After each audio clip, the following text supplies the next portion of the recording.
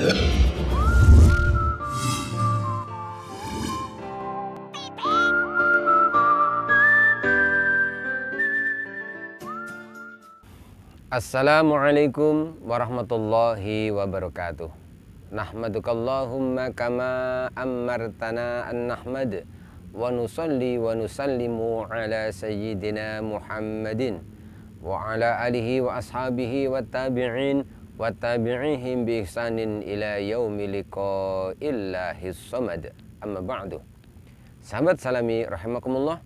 Alhamdulillahirabbil alamin. Kita kembali berjumpa di channel Salami TV. Semoga Anda dalam keadaan sehat walafiat. Terima kasih Anda masih mengikuti tayangan-tayangan kami. Semoga setiap tema yang kami tayangkan bermanfaat. Amin ya rabbal alamin. Sahabat Salami rahimakumullah. Pada kesempatan kali ini kita akan menyampaikan sebuah kisah tentang salah satu dari sahabat Nabi yang memiliki kebiasaan unik. Sahabat tersebut bernama sahabat Sa'ban. Sahabat Sa'ban ini setiap hari, terutama ketika waktu sholat berjamaah 5 waktu, selalu datang lebih awal, bahkan sebelum sholat dilaksanakan. Dan di antara keunikannya adalah sahabat Sa'ban ini pasti berada di shaf depan dan berada di pojokan. Sahabat Sa'ban ini merasa tidak ingin mengganggu jamaah yang lain, sehingga dia memilih tempat yaitu di pojok yang sekiranya tidak mengganggu yang lain. Kebiasaan ini menjadikan sahabat Sa'ban ini kemudian mudah dikenali oleh Rasulullah SAW. Pada suatu pagi ketika Rasul hendak mengimami sholat subuh, kemudian Rasul menengok ke belakang. Rasul merasa aneh pada waktu itu karena Rasul tidak mendapati sahabat Sa'ban di situ. Maka Rasul pun mengatakan kepada para sahabat bahwa untuk sejenak sholat subuhnya ditunda. Kita menunggu sahabat Sa'ban, barangkali dia terlambat. Setelah ditunggu beberapa lama, ternyata tidak muncul juga sahabat Sa'ban ini. Maka karena khawatir waktu subuh akan lewat, maka sholat subuh pun kemudian dilaksanakan. Setelah selesai sholat subuh, lalu Rasul bertanya kepada para sahabat yang ikut sholat jamaah pada waktu itu, adakah yang mengetahui kenapa sahabat Sa'ban tidak ikut berjamaah sholat? Lalu para sahabat menjawab bahwa tidak ada satupun dari mereka yang mengetahui. Rasul kemudian bertanya lagi, adakah dari kalian mengetahui di manakah rumahnya Sa'ban? Aku ingin berkunjung ke sana.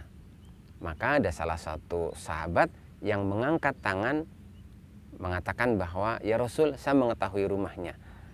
Mari saya antar ke sana.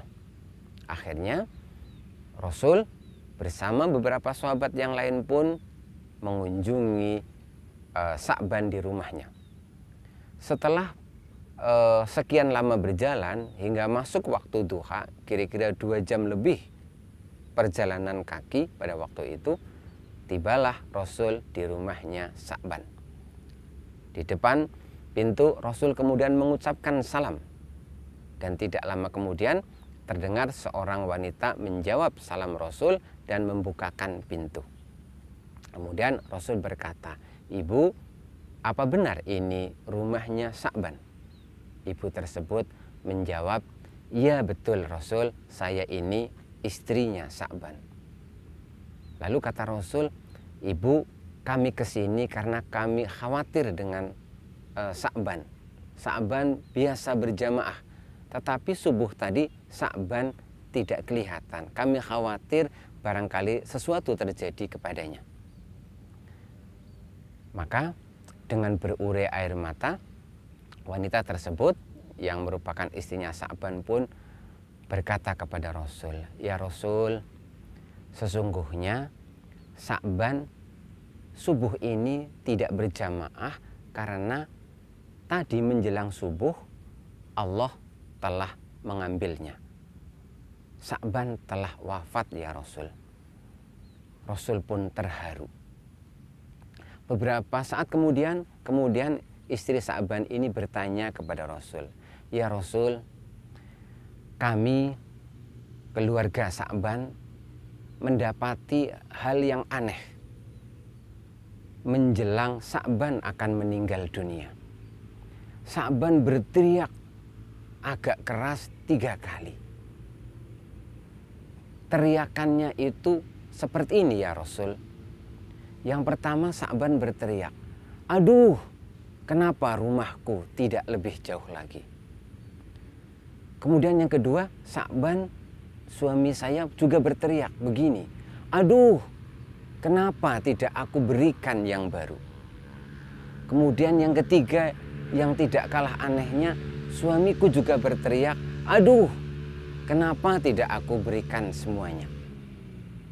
Mendengar penuturan istri Sa'ban tersebut, lalu Rasul membaca Al-Quran. Yang Rasul baca adalah surat Al-Qaf ayat 22. Seperti ini. Bismillahirrahmanirrahim. Laqad kunta fi ghaflatin min hadha fakashafna 'anka ghita'aka fabasarukal yawma hadid. Yang artinya kurang lebih, sesungguhnya kamu berada dalam keadaan lalai, maka kami singkapkan padamu hijab, penutup yang menutupmu, hingga terbukalah pandangan pada waktu itu dengan sangat tajam. Setelah membaca surat Al-Qaf ayat 22 ini, kemudian Rasul diberitahu oleh malaikat Jibril perihal apa yang terjadi pada sahabat Sa'ban. Nah, setelah itu kemudian Rasul menyampaikan kepada istrinya Sa'ban, juga sahabat lain juga ikut mendengarkan. Kata Rasul, Sa'ban ini dia istimewa. Ketika dia akan meninggal, oleh Allah Subhanahu wa Ta'ala, Sa'ban diperlihatkan sebagian kecil dari kenikmatan dan pahala yang akan dia terima. Yang pertama, Sa'ban diperlihatkan oleh Allah Subhanahu wa Ta'ala pahala dan kenikmatan yang sangat besar sebagai balasan atas langkah demi langkah ketika Sa'ban ini berjalan menuju masjid untuk mengikuti sholat berjamaah.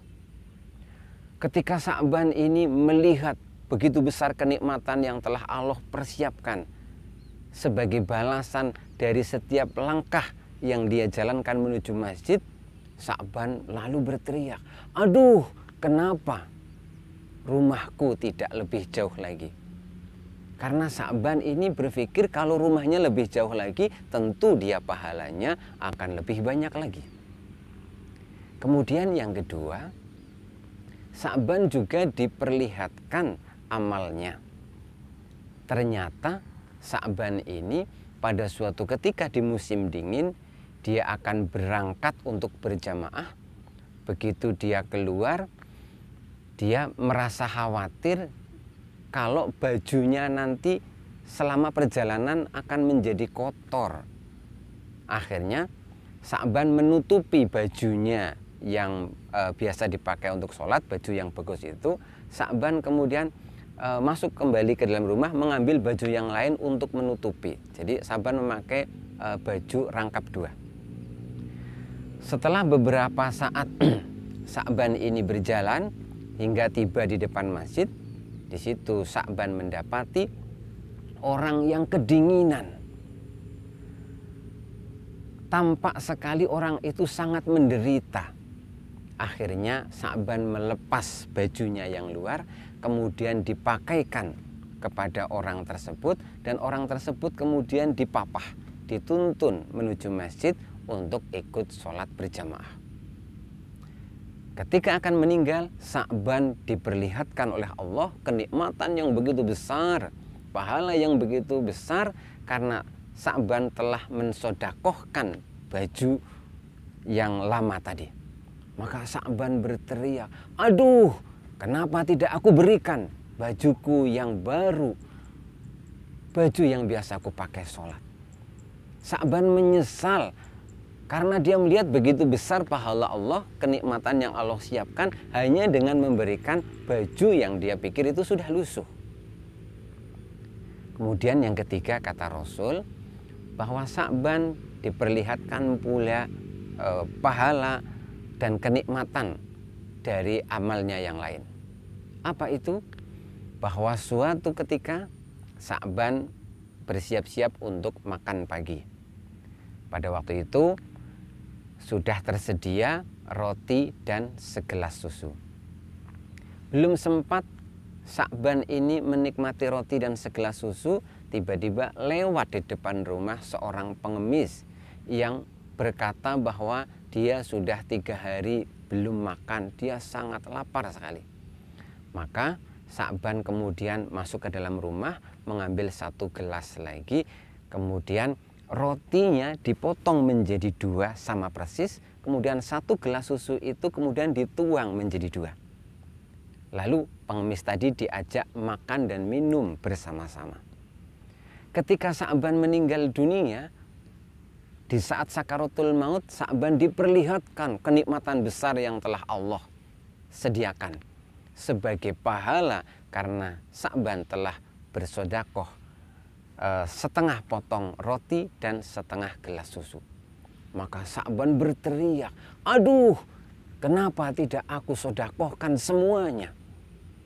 Sa'ban menyesal karena melihat hanya dengan setengah potong roti dan setengah gelas susu saja Allah membalasnya dengan pahala yang begitu besar. Demikianlah penyesalan sahabat Sa'ban, bukan menyesali dosa-dosanya, tapi Sa'ban menyesali karena merasa bahwa amal kebaikannya, amal ibadahnya belum maksimal. Sahabat Salami rahimakumullah, semoga kisah ini menginspirasi kita. Jangan pernah ragu untuk beramal soleh, jangan pernah ragu untuk melakukan kebaikan, karena balasan dari Allah Subhanahu wa Ta'ala berupa kenikmatan dan pahala-pahala yang lain itu pasti adanya.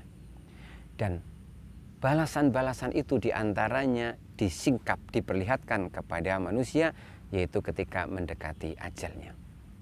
Terima kasih Anda telah mengikuti kisah inspiratif ini, mudah-mudahan bermanfaat. Billahi taufiq wal hidayah. Wassalamualaikum warahmatullahi wabarakatuh.